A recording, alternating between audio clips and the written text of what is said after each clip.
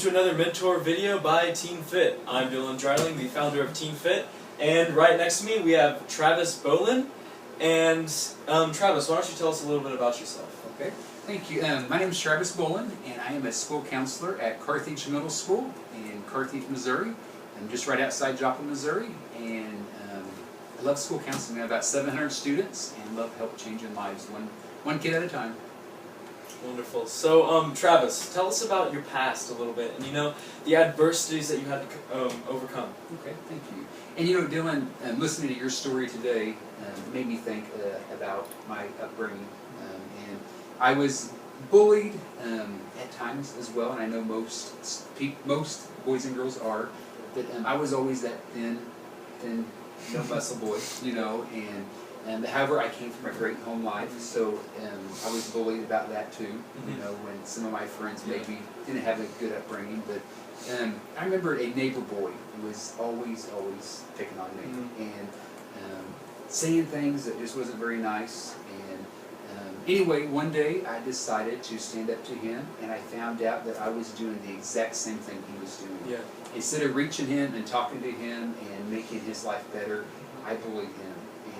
Went up to him and turned it around on him, and went home thinking, I'm doing the same thing this guy's doing. But anyway, I decided that as I got older to find my passion and to see what my passion was. And about my freshman year, I decided that I wanted to be a school counselor, a teacher and a counselor eventually, and went to college to be a teacher and a counselor. And I feel that now, giving back to our students and families that are hurting also has made a big difference in them, but also in me. Yeah, so I saw you, you mentioned, turning bullying back upon the sender. So, do you see that a lot in the school, with your counseling and stuff? Do you see that quite often?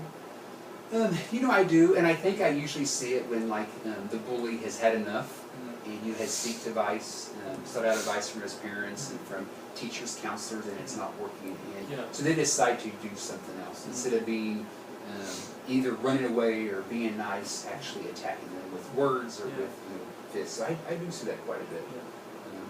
So that brings me to the question, if you really had one piece of advice for somebody who kind of thinks, well, maybe I don't want to be this, maybe I don't want to hide behind this, cloak of being all big and bad, what would that piece of advice be to help them rise above that situation?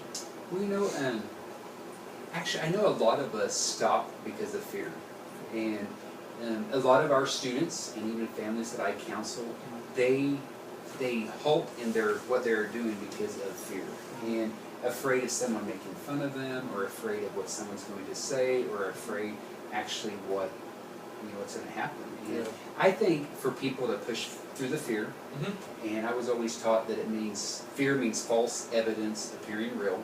Usually what you're fearing is not always going to happen. And a lot of people need to push through the fear and do what they're meant to do. So push past that fear. And it's difficult at times to think how to do it, but actually all it takes is just doing it. Not just making plans, but actually doing what you're supposed to do. Definitely. So by overcoming fear, you can really conquer, your life. And that's a process. It's not all in one day. It's not all in a year or two, but it's really a lifelong process. Absolutely. Saying, I'm fearful, but you know what? I'm supposed to do this, and I'm going to do it. No one's going to stop me. Absolutely. And fear isn't real. Fear's not real. It's just in our own mind. So, if you can really conquer that, then wow, it's such a profound thing.